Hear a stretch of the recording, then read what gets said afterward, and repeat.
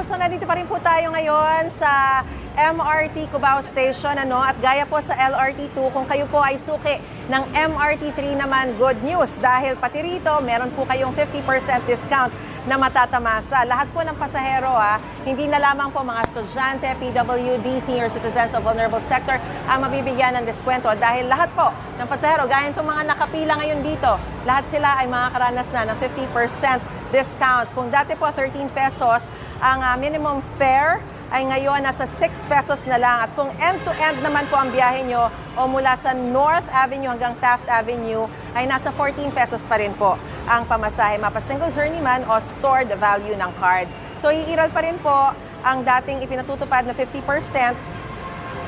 gaya nga ng binanggit ko sa mga estudyante, PWD, senior citizen, at sa mga gumagamit naman po ng beef card, automatic na pong mababawas ng 50% fare na discount. So ngayon po, alamin po natin yung sentimento o yung pakiramdam, reaksyon ng ilan sa mga pasahero natin na nakikita dito sa MRT, dito po sa pinatutupad na 50% off. Ito, may nakita tayong estudyante. Although, of course, meron ka nang na-receive na discount bilang isang estudyante.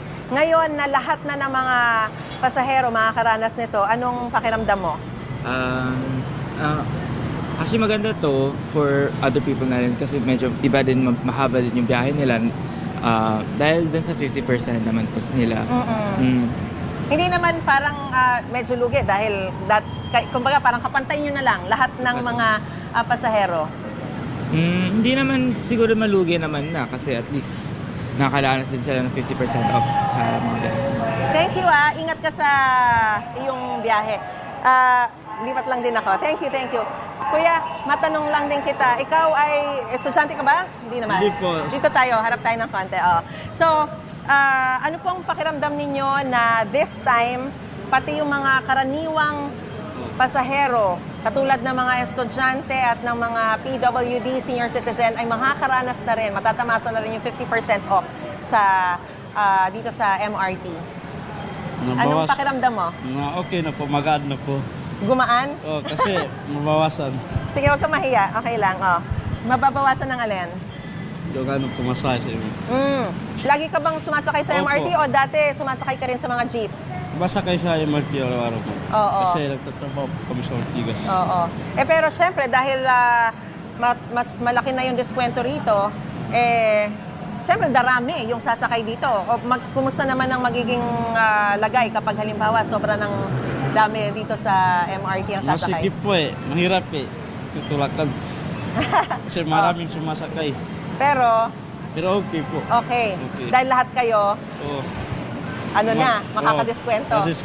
Gaano kalaking tulong ito para sa mga katulad nyo na pasahero, regular commuter? Maraming tulong na po ito sa lahat na mga estudyante o sa magtrabaho. Okay. Okay po. Ingat, ingat. Okay, salamat po. Alright. So, ayan pa, magtanong pa tayo. Kuya, sige, ito na. Kuya, good morning po. Kayo po ay regular commuter ng MRT? Yes po. Sumasakay din po ba kayo ng jeep? Sumasakay din po. Oo. Kasi di ba sobrang tumaas na po yung produktong petrolyo. So, kumbaga, anytime now, pwedeng tumaas din yung pasahe sa jeep. So, gaano kalaking tulong na merong 50% off dito sa MRT? Malaking tulong po kasi po sa budget ko po sa pamasahe pang araw-araw. Gaano po ba kalaki ang inaalat yung pamasahe sa MRT? Malaki din po kasi po yung sa 50% minsan naano ko sa mga baon ng anak ko, pamasahe. Malaking tulong. Malaking tulong po. Sige po, mag-iingat po kayo sa inyo pong biyahe.